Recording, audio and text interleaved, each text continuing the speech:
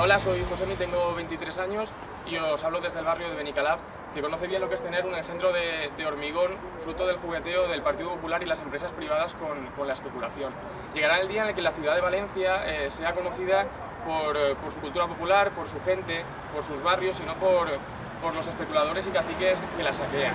En mayo de 2015, el pueblo valenciano tiene la oportunidad de recuperar, de hacerse con su ayuntamiento, de hacerse con su ciudad, con sus barrios y de elegir su propia forma de vida. Por eso he decidido apoyar y formar parte de la candidatura Una Esquerra de Totes per Canviar Valencia, de Esquerra Unida, porque esa tarea solo es posible con toda la fuerza de los movimientos sociales y vecinales de la ciudad, con los barrios organizados, con las organizaciones políticas y sindicales de izquierdas, en fin, con la fuerza de todas aquellas personas que desde el activismo incansable luchan cada día a pie de calle por la dignidad de las personas. Y precisamente porque la revolución nacerá de manos de la clase trabajadora de esta ciudad, creemos que el cambio necesariamente en Valencia ha de venir desde la izquierda, desde abajo y desde los barrios. Hoy es siempre todavía. A por todas.